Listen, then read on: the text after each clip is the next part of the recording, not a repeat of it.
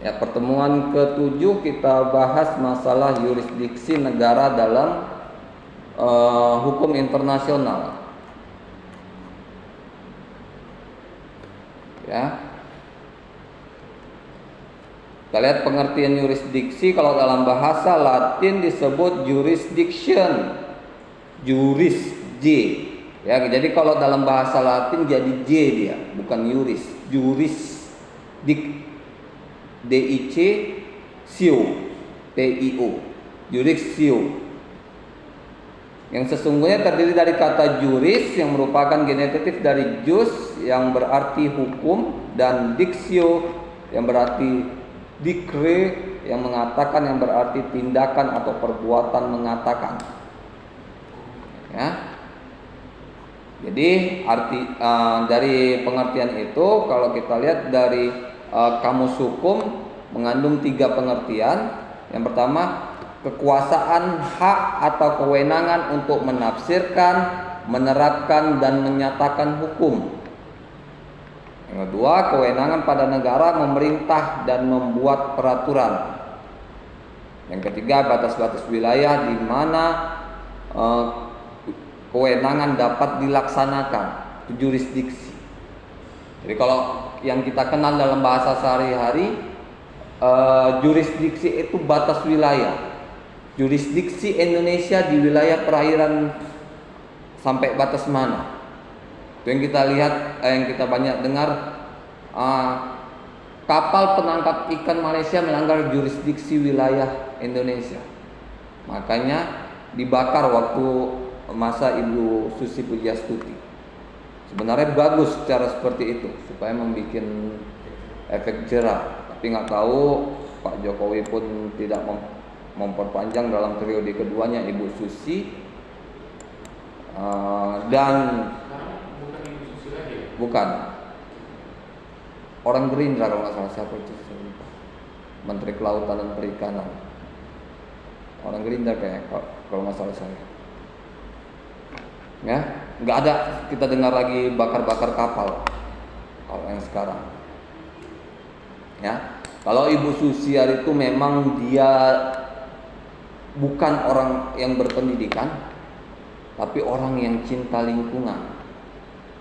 Ya, memang kalau menteri di pemerintahan, selain orang yang memiliki pendidikan, seharusnya yang duduk di bagian menteri itu orang yang memiliki keahlian. Ya. Tuh, makanya semalam itu dia mau, Ibu Susi itu kalau nggak salah mau dikasih gelar honoris causa doktor, tapi tidak bisa karena dia tidak tamat SD. Makanya diurus paket A, B, C-nya udah tamat SMA dia sekarang. Tinggal gimana untuk dapatkan gelar S1-nya untuk ngambil dokter honoris causanya. Tapi dia pun nggak mau ribut soal itu. Yang penting ya hidup dia seperti itu. Kita lihat sekarang sering ada vlog-vlog dia, ya, yang bawa mobil pick up apa box itu, minta rokok sama supir sebelah. Emang seperti itu hidup-hidup yang ke masyarakat, yang istilahnya hidup bebas, nggak ada tekanan atau apa. Ya, orang-orang seperti itu sebenarnya kalau duduk itu yang nggak akan ada kepikiran untuk korupsi. Ya, orang hidupnya udah bahagia. Dan itu sama Indonesia. Kenapa yang seperti itu aset-aset bangsa dilepas? Ya, makanya orang yang duduk di pemerintahan harusnya orang yang sudah tidak memikirkan uang lagi. Baru dia bisa bekerja ikhlas. Contohnya, saya bukan pendukung manapun ya, Pak Prabowo. Lihat, dia semenjak diangkat jadi menteri, sepeser pun nggak diambilkan gajinya. Ya kan? Gajinya, tunjangannya, dia nggak ngambil apa-apa. Silahkan dibagikan ke rumah-rumah yatim yang membutuhkan, rumah duafa segala macam. Bagikan semua bagi. Cerita Pak Erick Thohir, Pak. Dia kan bilang, Bapak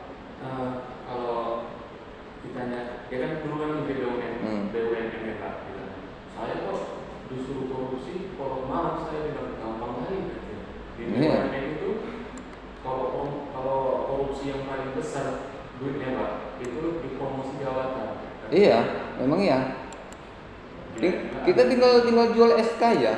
Kalau kita pemimpin di suatu perusahaan, misalnya di PNS kita kepala misalnya, kepala kejaksaan tinggi, istilahnya misalnya kan, mau dapat uang, jual aja. Kamu promosi jadi kejari di sini, kejari sini. Itu makanya, kalau makanya harusnya orang-orang yang duduk sebagai pemimpin itu orang-orang yang sudah tidak memikirkan uang. Jadi dia bisa kerja ikhlas. Ibu Susi, ya kan, hartanya udah banyak. Pak Prabowo, perusahaannya ada berapa? 17 atau 20. Perusahaannya bergerak semua di bidang perhutanan. Ya, karyawannya berapa? Makanya dia nggak ngambil spesial pun dari gajinya. Karena dia udah bukan cari uang lagi untuk hidup. Ya. Makanya saya nggak ada maksakan untuk milih siapa-siapa. Saya ngajar dimanapun nggak pernah maksakan untuk milih siapa-siapa. Tapi kita bisa lihat orang yang bisa kerja dengan ikhlas dengan orang yang sudut pandang Bapak melihat kejadian pas itu yang tentang dirjen pajak itu seperti apa? nggak ada.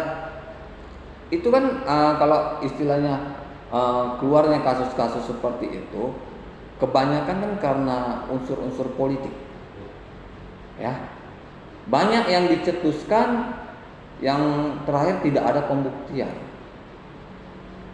Contoh, ya, yang dibilang Pak Jokowi itu keturunan PKI. Ya, ada fotonya. Dia gabung dengan PKI saat deklarasi. Foto tahun 52, Pak Jokowi lahir tahun 64. Ini kapan fotonya? Selisihnya 12 tahun. Itu makanya sebenarnya yang wacana-wacana seperti ini bukan dari lawan politik. Mohon maaf, mungkin entah dari orang-orang yang tidak bertanggung jawab ya saya bilang ya, yang menyebarkan ke media kalau ini seperti ini, cuman untuk bikin gaduh kedua belah pihak. Bikin gaduh kedua belah pihak, ya, media pun semakin naik, banyak diundang, yang terakhir ya, seperti yang kita dipertontonkan, nggak ada yang dulu dibilang-bilang, yang pajak yang sekarang pun nggak ada penyelesaiannya, jadi nggak bisa kita komentari. Kalau tadi diangkat kasusnya ada penyelesaiannya, oke, bisa kita komentari. Minimal gak usah penyelesaian lah. Persidangannya udah jalan, walaupun nggak putus-putus, ya kan? Jadi enak. Misalnya kayak kasus Sambo, kan udah putus, di PT pun udah putus, tetap hukuman mati. Ya, yang istrinya tetap seumur hidup. Banyak lagi, saya nggak tahu kebetul apanya kebenarannya. Yang anaknya ketangkap di hotel open BO karena udah nggak ada didikan orang tua. Padahal itu kedokteran anaknya itu. Kuliah di Fakultas Kedokteran Universitas Negeri. Si Tri Sambu Tahapal namanya. Saya ini baca berita yang masalah anak dirjen pajak itu kayak akalnya nggak ada. Iya. Dia 20 tahun nantang anak 15 tahun. Itu enggak. Ada menproyek pula. Nggak ada. Kalau memang ada, kita lihatlah kasusnya naik apa enggak. Kan? Cuma ribut-ribut, nanti dibilang ini berantem di depan klub, tapi enggak juga naik kasusnya, ya kan? Cuma sampai lapor-lapor udah selesai, nggak naik. Apa yang mau kita lihat? Apa yang dipertontonkan? Nggak ada pendidikannya di situ. Ya, cuma mempertontonkan ya sok-sokan, ya gaya-gayaan, lapor melapor.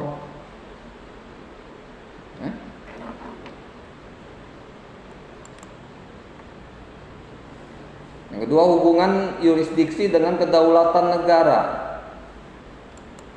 Ya, jadi yurisdiksi ini sangat berkaitan dengan kedaulatan negara. Apa itu? Misalnya dalam satu wilayah negara itu terdiri dalam beberapa daerah itu harus setuju dan mengakui bahwa si A sebagai pemimpin negaranya.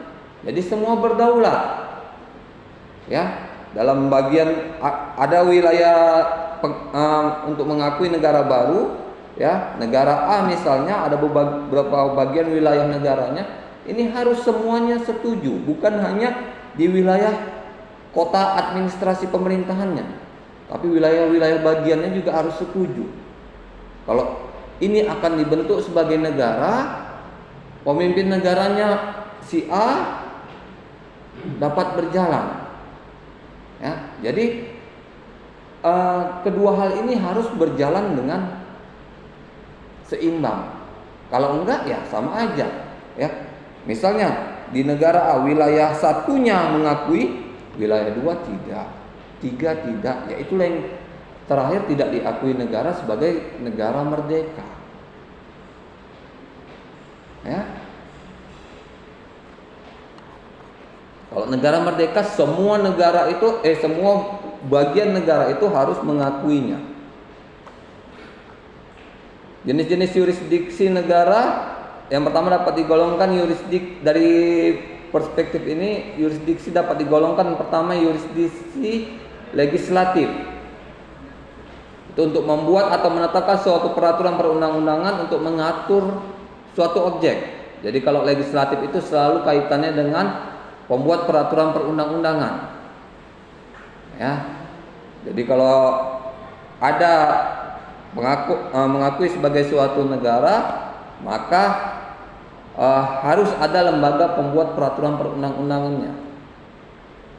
Ya, untuk mengatur objek yang ada di wilayah negaranya. Ya, kalau nggak ada lembaga pembuat peraturan perundang-undangan, nggak bisa dikatakan sebagai suatu negara. Yang kedua, adanya yurisdiksi eksekutif atau administratif, yaitu hak kekuasaan atau kewenangan suatu negara untuk melaksanakan peraturan perundang-undangan. Nah, jadi setelah ditetapkan tadi oleh lembaga legislatifnya, dilaksanakan oleh lembaga eksekutif untuk peraturan perundang-undangan itu harus jalan. Ya. Jadi undang-undang yang sudah ditetapkan harus dijalankan oleh lembaga eksekutif. Berarti setiap negara itu sebenarnya sama, legislatif. Sama. Eksekutif gitu. Ya. Jadi yang membuat legislatif, yang menjalankan eksekutif, yang mengawasi yudikatif. Disitulah yudikatif ada lembaga peradilan. Ya, kalau kita MA, MK. Nah, itu lembaga peradilan tertinggi yang ada di Indonesia. DPR, MPR. DPR, DPRD untuk pelaksananya. Kalau yang legislatifnya DPR, MPR dan Presiden. Ya, pembuat peraturan kan DPR, MPR, Presiden. Pembuat undang-undang. Sebenarnya MPR dan Presiden. Kalau MPR itu kan berarti penggabungan antara anggota DPR dan DPD. Yang kedua, kalau dilihat dari perspektif objek, yang pertama yurisdiksi personal, yaitu yurisdiksi suatu negara atas orang atau subjek hukum tertentu. Ya. Jadi yurisdiksi ini terhadap satu subjek tertentu, ya, subjek hukum tertentu, baik itu orang atau wilayah negara. Ya. Negara ya, bukan apanya, bukan kotanya, wilayah negaranya. Itu seperti Malaysia ya di bawah Inggris, atau Singapura juga di bawah Inggris. Yang kedua, yurisdiksi kebendaan, yaitu yurisdiksi negara untuk mengatur serta menerapkan hukum atas suatu benda yang berada di suatu tempat tertentu. Jadi hukum juga mengatur bukan hanya orang tetapi benda. Apa misalnya? Batas tanah, batas gunung. Gunung pun ada. Gunung ini masuk wilayah negara mana? Wilayah negara mana? Kalau yang daerah-daerah itu gurun. Gurunnya batasnya sampai mana? Ya. Jadi batas-batas negara itu harus dari segala aspek. Udara sampai dari mana sampai mana. Ada yurisdiksi pidana atau yurisdiksi kriminal, yaitu yurisdiksi suatu negara untuk memberlakukan hukum pidana terhadap suatu tindak pidana tertentu. Ya. Jadi yurisdiksi itu diakui kalau suatu negara itu memiliki aturan hukum pidana yang diterapkan dalam negaranya. Baru yang keempat ada yurisdiksi sipil atau perdata. Ya, itu adanya aturan hukum perdata untuk menangani masalah-masalah orang perorangan antara satu dengan yang lain.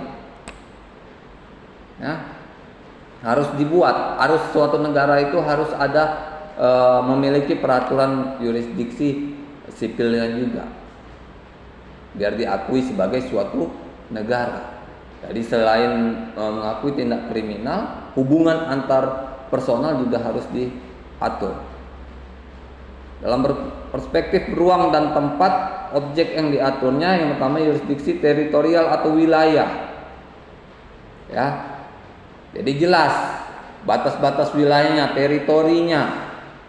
Ya, barat berbatasan dengan apa, timur, utara, tenggara, harus berbatasan semua. Barat laut segala macam semuanya harus ada batasnya. Yang kedua yurisdiksi kuasi teritorial atau yurisdiksi teritorial semu, yaitu yurisdiksi suatu negara terhadap objek, masalah, orang, benda atau peristiwa. Ya, jadi yurisdiksi itu terhadap masalah orang, bukan orangnya, tapi masalah yang ada terhadap orang perorangan, benda dan peristiwa. Benda yang menjadi masalah itu dan peristiwa. Apa peristiwa yang terjadi sehingga terjadinya masalah itu? Ya, ini kalau kuasi teritorial dari suatu wilayah, apa masalahnya? Misalnya pencurian sepeda motor, ya, ada para pihaknya, ada saksinya. Ada yurisdiksi ekstrateritorial, itu yurisdiksi negara terhadap suatu tempat atau daerah yang jauh berada di luar wilayahnya. Misalnya laut lepas, ruang udara internasional dan ruang udara bebas. Wilayah atau area statusnya disamakan dengan laut lepas atau ruang udara bebas. Misalnya kutub utara dan kutub selatan. Ya, jadi pengaturan terhadap yurisdiksi ekstrateritorial ini juga mengacu pada hukum internasional. Ya, ada aturan dalam hukum internasional yang mengaturnya. Supaya apa? Supaya tidak ada lagi sengketa-sengketa wilayah. Karena dulunya banyaknya sengketa antar negara itu ya sengketa antar wilayah. Yurisdiksi universal, yaitu yurisdiksi yang dimiliki oleh semua negara terhadap suatu hal peristiwa tertentu mengingat kekhasan atau kekhususan hal atau peristiwa tersebut. Ya. Contohnya apa? Misalnya pelanggaran HAM, ya, pelanggaran HAM di masa perang. Jadi menjadi pandangan dalam hukum internasional, ya, tindakan pengeboman.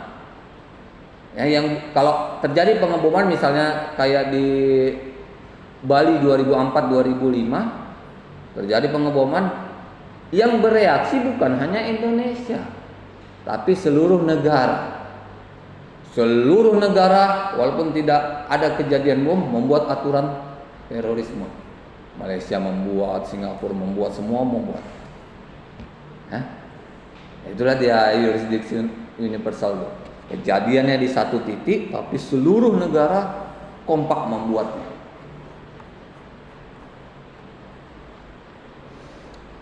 Yang kelima, yurisdiksi eksklusif. Ya, yurisdiksi negara ini lahir dari sejarah perkembangan hukum laut internasional yang didorong oleh keinginan dan kemampuan negara-negara untuk mengeksplorasi dasar laut. Ya. Ini yang banyak yang seperti kita bilang tadi yang dari Ibu Menteri Susi Pujiastuti yang membakar kapal itu karena melanggar batas laut. Nelayan yang mengambil ikan di wilayah laut Indonesia. Ya, makanya harus jelas karena sudah didaftarkan di setiap negara.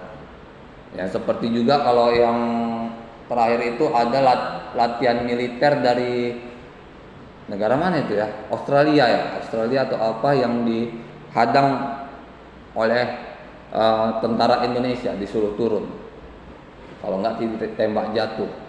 Karena yang ternyata pun pilotnya bukan orang Australia, dari negara-negara Eropa. Itu sebenarnya itu kalau kita lihat sebagai salah satu cara untuk menimbulkan ketegangan. Nah, yang keempat ada yurisdiksi negara dan ekstradisi. Jadi dalam hal pengakuan suatu negara ini harus juga mengatur tentang pengaturan ekstradisi terhadap negara-negara yang membuat perjanjian kerjasama. Apa itu perjanjian ekstradisi? Itu perjanjian pemulangan warga negara yang memiliki masalah hukum di luar wilayah negaranya. Ya. Jadi perjanjian ekstradisi ini hanya bisa dilakukan jika negaranya bekerja sama. Jangan pula kita mentang-mentang sudah mendengar adanya perjanjian ekstradisi, suka-suka tadi negara mana. Ya, kena masalah, minta bantuan ke Indonesia melalui media sosial. Kenapa melalui media sosial? Karena di daerah tersebut tidak ada dubesnya, nggak ada dubes Indonesia. Kenapa nggak ada perjanjian kerjasama antara Indonesia dengan negara tersebut?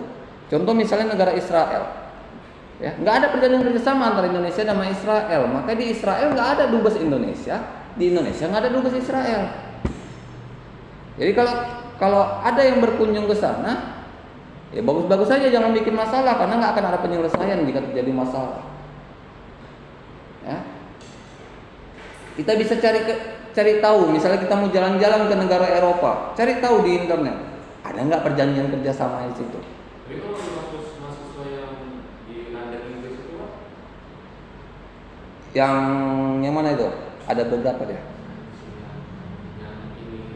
Yang ini.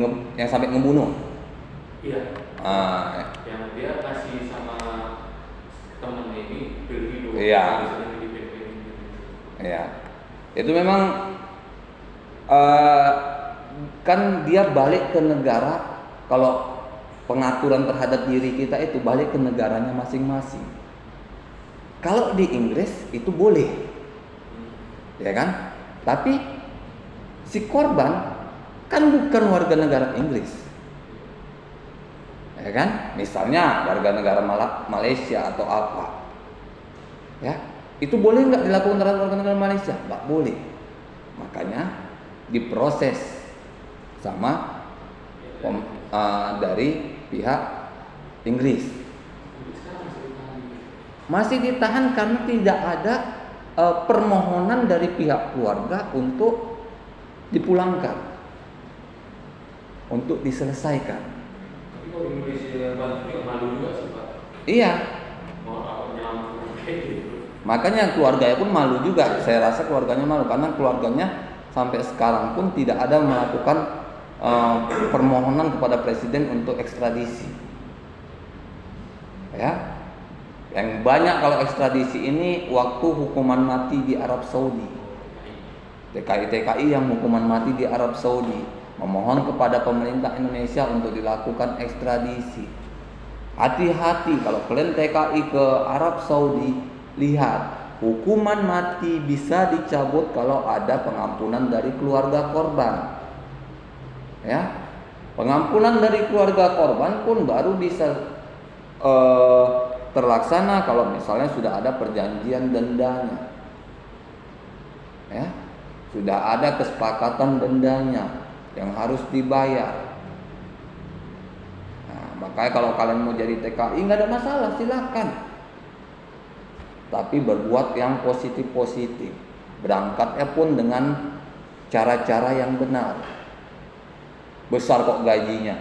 Gajinya nggak sesuai dengan aturan di Indonesia, tapi aturan negara setempat.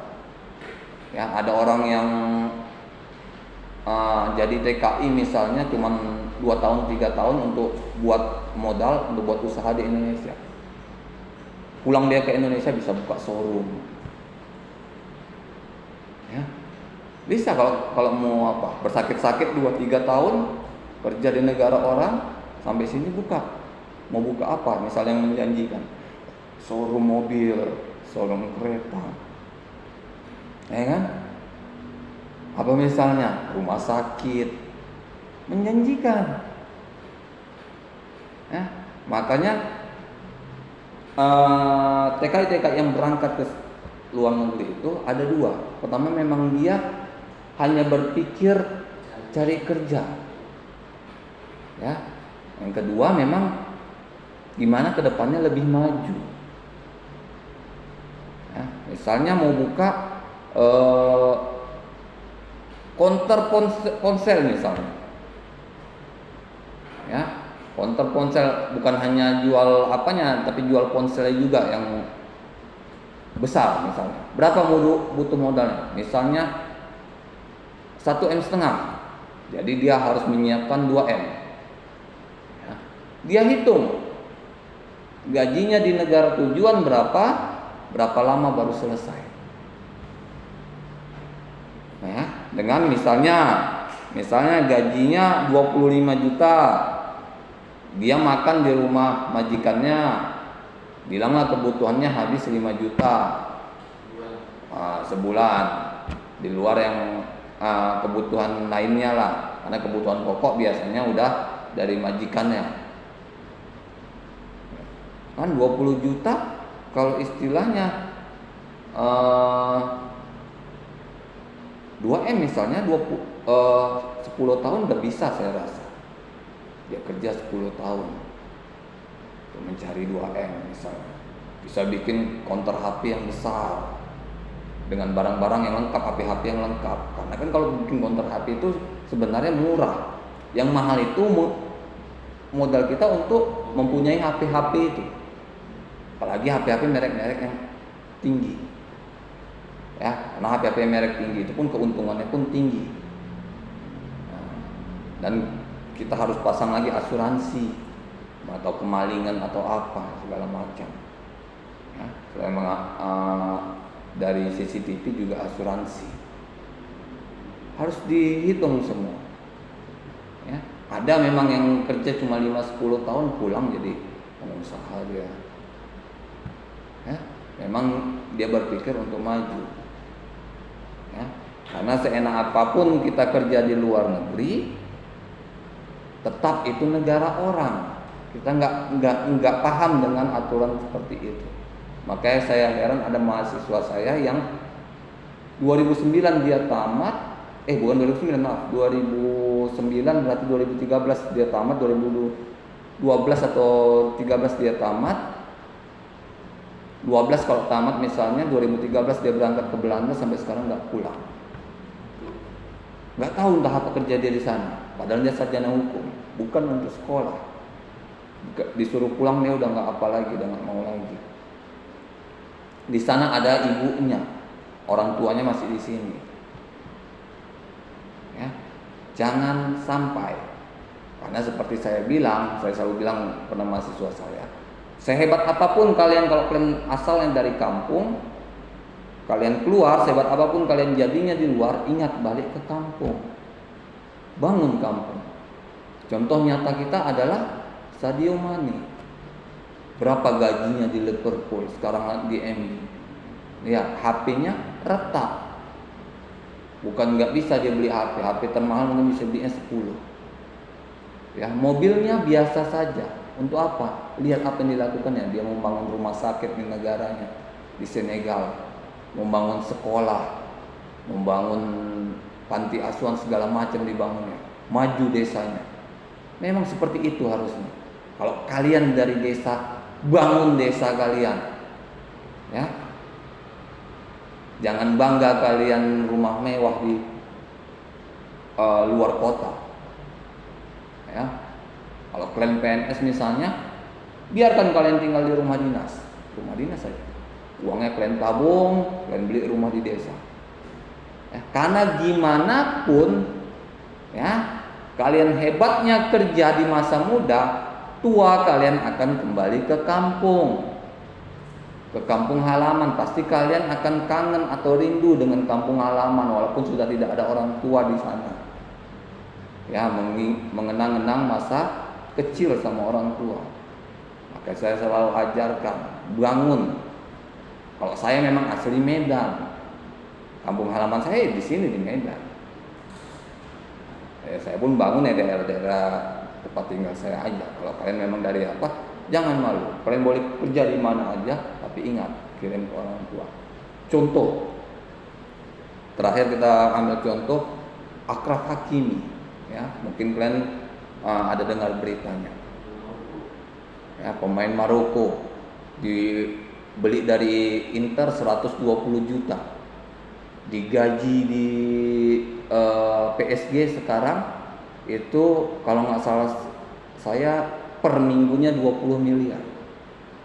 Ya, dipikir istrinya orang kaya, saat digugat ternyata nggak punya apa-apa. Kenapa? Karena 80% dari penghasilannya dikirimnya ke rekening orang tuanya, ke ibunya. Ibunya membangun di Maroko. Ya, istrinya yang licik menggugat ke pengadilan, pengadilan meneliti seluruh harta kekayaannya, rumah segala macam atas nama ibunya, nggak bisa dibagi karena punya ibunya pribadi. Ya, gitu dia menyelamatkannya. Itu juga kalian kalau menyelamatkan dari keluarga, kalau kalian berkeluarga nggak yakin dengan pasangan, selamatkannya itu. Ya, beli rumah, bikin nama mama. Hah? Kalau nama kita, kalau misalnya kayak nama kita kayak kasus Hakimi misalnya, masih bisa digugat istri. Kan? Kalau bercerai harus bagi dua. Nah, kalau dibikin nama mamanya, apa yang mau dibagi dua? Orang rumah mamanya kok dibagi dua? Dia nikah sama Hakiminya apa sama mamanya? Ya kan? Itulah cara pintar saya bilang. Ya, kalau orang tua pun adalah orang yang paling adil, mama pun orang yang paling adil. Dia tahu ini titipan anakku si A. Nanti surat wasiatnya dibikinnya. Rumah di jalan ini punya anakku yang dititipkan kepadaku. Jadi setelah aku meninggal balikkan kepada dia. Ya. Mama orang yang tidak pernah curang. Dia selalu berlaku adil. Dibalikannya surat wasiat, dibalikannya semua harta anak-anaknya kepada anak-anaknya masing-masing. Sisa punya dia baru dibagi rata. Ya, jangan takut. Punya uang lebih kalian kasihkan. Gak akan dihabiskan orang tua kalian itu.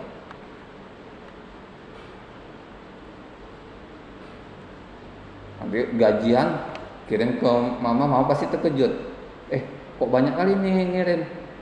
Iya, sepertinya lebih senang kalau uang dipegang oleh mama. Udah selesai. Ya. Laki-laki kalau udah berkeluarga pun kalau mau ngasih uang ke orang tua nggak perlu tahu si istri. Ya, itu hukumnya. Tapi istri walaupun dia kerja sendiri, punya penghasilan sendiri, kalau punya uang mau kasih ke mamanya, dia harus bilang suaminya.